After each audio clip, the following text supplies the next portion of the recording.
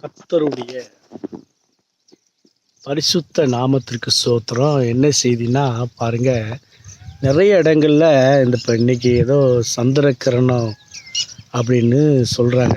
சந்திரக்கிரணம் வெளியில் வரக்கூடாது, இந்த கிரணங்கள் இருக்குது பாருங்க, அது வரும் அந்த மாதிரிலாம் சொல்கிறாங்க. இங்கே எல்லாமே பார்த்துருக்காங்கன்னு சொல்கிறாங்க.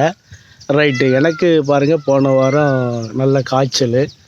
அது இன்றைக்கி தான் கிரணம்னு சொல்கிறாங்களே தவிர, போன வாரமே எனக்கு கொஞ்சம் உடம்பு சரியில்லை. எதுக்குன்னு கர்த்தரோடு பேசி கேட்டேன். எனக்கு மட்டும் இல்லை, நிறைய பேர் இந்த டைமில் இந்த நேரத்தில் உடம்பு சரியில்லாமல் ஆகுது. அப்போது அந்த அந்த காரியத்தை குறித்து எனக்கும் உடம்பு சரியில்லாமல் ஆச்சு. அது எப்படி தப்பிச்சேங்கிறத நான் சொல்கிறேன் இந்த வசனத்தில். அந்த ஆண்டவரோடு பேசின போது இந்த காரியத்தை என்னோடு பேசினார். இந்த வசனத்தோடு பாருங்கள், ஆபுபுக்கு புஸ்தகத்தில் ஆண்டவர் என்னோடு பேசின காரியத்தை பாருங்கள். ஆபுபுக் 3:4 அவருடைய பிரகாசம் சூரியனை போல இருந்தது, அவருடைய கரத்திலிருந்து கிரணங்கள் வீசின, அங்கே அவருடைய பராக்கிரமம் மறைந்திருந்தது, அவருக்கு முன்பாக கொள்ளை நோய் சென்றது, அவர் அடிகளில் இருந்து எரிபந்தமான காய்ச்சல் புறப்பட்டது என்று இந்த வசனத்தில் என்னோடு பேசின போது எனக்கு ரொம்ப மனம் வேதனை, மரண வேதனைப்பட்டது. கர்த்தர்கிட்ட கொள்ளை நோய் பெறப்பட்டுச்சுன்னா, காய்ச்சல் எரிபந்தம் வந்துச்சுன்னா நம்ம என்ன ஆகும்? தப்பிக்க முடியுமா? சாத்தாங்கிட்ட இருந்து சந்திரக்கிரணம் வந்தால் நம்ம சபையிலே சர்ச்சில் போய் ஜெபம் பண்ணி நம்ம இப்போ அதுலேருந்து தப்பிச்சிடலாம். அப்போ சாத்தானேன். ஆனால் கர்த்தர்கிட்ட இருந்தே கொள்ளை நோய் வந்துச்சுன்னு என்னோட பேசும்போது எனக்கு ரொம்ப சங்கடமாயிட்டு. என்ன கர்த்தாவே, இப்படி கொள்ளை நோய் காய்ச்சல்லாம் பேசுகிறீங்க என்ன அப்படின்னு கேட்டேன். இப்படிலாம் வரும். ஏன்னா பழைய ஏற்பாட்டு காலத்தில் நம்ம இஸ்ரவேல் ஜனங்களை பாருங்கள், அவங்க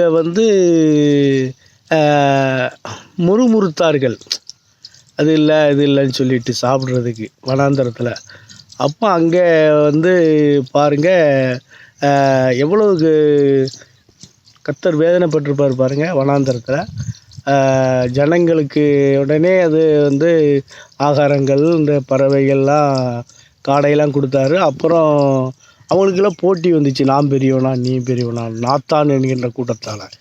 பூமி பிளந்தது. கர்த்தரே பிளக்க வைத்து நேரடியாக பூமிக்குள்ளே போயிட்டாங்க. இது கர்த்தர் செய்தது. அதே போல் நோவா காலத்தில் மலை, வானத்தின் மதகுகளும் பூமியின் உள்ள மதகுகள், வானத்தில் உள்ளதோ அந்த வானத்தில் உள்ள மேகங்கள்லாம் இருக்குது பாருங்கள். இப்போ மேக வெடிப்புன்னு சொல்கிறாங்க. உடனே ஒரு இடத்துல குறிப்பிட்ட இடத்துல மழை பெய்யும். அதேமாரி நோவா காலத்தில் குறிப்பிட்ட இடத்துல மழை பெஞ்சு இந்த நோவா பேழையில் 8 பேர் மட்டும்தான் தப்பிச்சாங்க. இது எல்லாமே செத்து போயிட்டாங்க. இது கர்த்தரால் உருவானது. இப்படிலாம் நிறைய காரியங்களை கர்த்தர் செய்கிறார். கொள்ளை நோயுமே அப்படி கர்த்தர் கரத்திலிருந்தே கிரணம் கிளம்பி வருது, கொள்ளை நோய் வருது. இது பாருங்கள், அப்படி வந்தால் நம்ம தேவ பிள்ளைகள் தப்பிக்க முடியுமா? ஒரு காலம் தப்பிக்க முடியாது. அப்போ என்ன செய்யணும்? சபையோடு ஐக்கியப்பட்டு வர்றக்கூடிய செய்திகளை ரொம்ப அதிகமாக கேட்டு ஜெபம் பண்ணுனா தப்பிக்கலாம். அது மட்டும் இல்லை, இன்னொரு காரியத்தையும் சொன்னார் அந்த வசனம். நீதிமொழிகள் 11:14 ஆலோசனை இல்லாத இடத்தில் ஜனங்கள் விழுந்து போவார்கள், அநேக ஆலோசக்காரர்கள் உண்டானால் சுகம் உண்டாகும் என்பதான வசனத்தை என்னோடு பேசினார். இந்த ஆலோசனை என்னதுன்னா, நம்ம காய்ச்சலுக்கு என்னென்ன மருந்து நம்ம கவர்மெண்ட் தயாரித்து வச்சுருக்கிறதோ அதையெல்லாமே நம்ம ஆலோசனையில், டாக்டருடைய ஆலோசனையில் நம்ம சாப்பிடணும். அது சாப்பிட்றது மட்டும் இல்லை, வேறு ஆலோசனையும் கர்த்தர் முக்கியமான ஆலோசனை சொன்னார். என்னென்னா, 1 தெசலோனிக்கேயர் 2ஆம் அதிகாரத்தில் 8வது வசனத்தில் கர்த்தர் என்னோடு பேசினதை பாருங்கள். நாங்கள் உங்கள் மேல் வாஞ்சியாக இருந்து தேவனுடைய சுவிசேஷத்தை உங்களுக்கு கொடுத்ததும் அல்லாமல், நீங்கள் எங்களுக்கு பிரியமானவர்களபடினாலே எங்கள் ஜீவனையும் உங்களுக்கு கொடுக்கமாதான் இருந்தோம். சகோதரர்களே, நாங்கள் பட்ட பிரயாசமும் வருத்தமும் உங்களுக்கு ஞாபகமாக இருக்கும். உங்களில் ஒருவனுக்கும் பாரமாயிராதபடிக்கு இரவும் பகலும் நாங்கள் வேலை செய்து தேவனுடைய சுவிசேஷத்தை உங்களிடத்தில் பிரசங்கித்தோம் என்பதான வசனத்தை பேசினார். அப்போ பேசும்போது பாருங்கள், அன்னைக்கு வியாழக்கிழமை பிரேயர், இரவு பிரேயர். ஐயா கண் விழித்து இரவிலே செய்தி கொடுக்காரு வாரம். முன்னாடியெல்லாம் இந்த வியாழக்கிழமை பிரேயரில் போய் நாங்கள் சர்ச்சிலே கூடியிருந்து என்னுடைய அநேக சரீரத்தில் உள்ள வியாதிகளை குணமாக்கக்கூடிய வல்லமையை பெற்று சுகமடைந்த நாட்கள் உண்டு. இப்பொழுது அந்த பிரேயருக்கு தடை ஏற்பட்டுள்ளதுனால போக முடியல. ஆன்லைனில் ஐயா போடுதார், ஜெயக்குமார் ஐயா, கேடிசி நகர் ஆத்துநேசர் சர்ச்சி சபையில். அப்போ பாருங்கள், அந்த ஆன்லைனில் அதிகமாக கேட்குறது இல்லை. சரி, இவர் நைட்டு போடுதார், நம்ம வேலை செஞ்சுட்டு வந்திருக்கோம், தூங்கிடுவோம், படுத்துருவோம் அப்படின்ட்டு நாங்கள் அதிக நாள் ரொம்ப ப்ரேயரை கேட்காம தூங்கின நாட்கள் உண்டு. அப்போ அந்த மாதிரி நேரத்தில் பாருங்கள், இந்த வியாழக்கிழமை பேசுனதுனால ஐயாவுடைய செய்தியை போன வாரம் நான் ஆன் பண்ணி கேட்டேன் ஃபுல்லாக. அப்போ ஐயா சுவிசேஷத்தை பிரசங்கித்து அவருடைய ஜீவனையும் கொடுத்து பிரசங்கித்து பாருங்கள், அநேகருக்கு தொண்டை வலி, சளி, இருமல், காய்ச்சல் இருக்கிறது, இந்த வேளையிலே சுகமாகிறது என்று உரத்த சத்தத்தோடு எனக்காகவும் ஜெபம் பண்ணினார். பிறருக்காகவும் ஜெபம் பண்ண ஜெபத்தை இந்த ஆன்லைனில் கேட்டுக்கொண்டு இருக்கிற அநேகர் சுகமாகிறார்கள்னு சொன்ன உடனே அன்னைக்கு பாருங்கள், கொஞ்சம் சுகம் கிடைச்சிது. எனக்கு மருந்து மாத்திரைகளை விட அந்த வார்த்தையானது உடனே சுகம் கிடைச்சிது, சரீரத்தில் தெரிஞ்சது. உடனே தான் ஆண்டவர் பேசுகிறார், இது இந்த ஜெப கூட்டம் சாதாரண கூட்டமில்லை என்று அறிந்து நான் உணர்ந்து கொண்டேன்.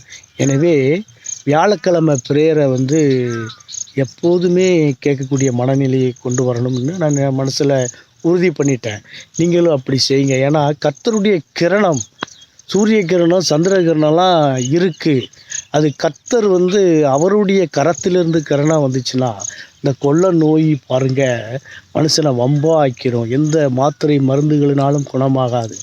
கர்த்தர் குணமாகனா தான் குணமாக்க முடியும். அப்போ அந்த கர்த்தர் கொடுத்தார். ஏன் தெரியுங்களா?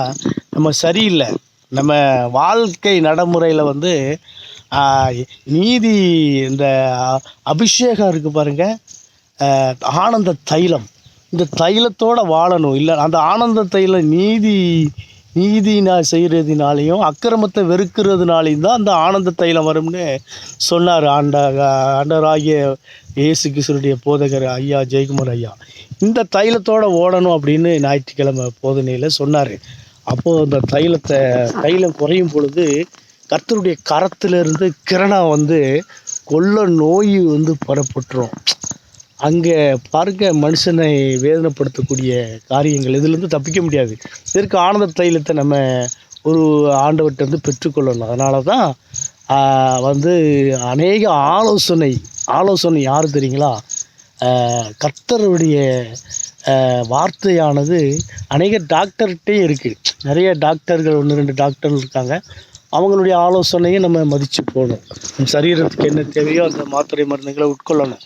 அந்த மாதிரி போதனை, சபையில் உள்ள போதனை, வசனம் இதெல்லாம் கேட்டு அந்த ஆனந்த தைலம் என்னவென்று சொன்னார்களோ அந்த ஆனந்த தைலத்தோட உலகத்தில் நம்ம ஓடுனா பாருங்கள், நம்ம இந்த கொள்ள நோய், கர்த்தர் கொடுத்துற கொள்ள நோயிலேருந்து தப்பிக்க முடியும். இல்லைன்னா ஒரு மனுஷனாலையும் எந்த டாக்டர்னாலையும் குணமாக்க முடியாது. அதனால் இன்றைக்கு கொஞ்சம் நல்ல சுகத்தை கர்த்தர் கொடுத்து விட்டார். கர்த்தருக்கு நன்றி. ஆமேன். அல்லேலூயா, அல்லேலூயா, அல்லேலூயா. இயேசுவின் நாமத்தினால இந்த நாமத்தினால நம்ம அறிந்ததுனால எத்தனை பாடுகளிலிருந்து நம்ம தப்பிக்கிறோம். ஆண்டவருக்கே மகிமை உண்டாவதாக, கர்த்தருக்கே மகிமை உண்டாவதாக. ஆமேன். அல்லேலூயா, அல்லேலூயா.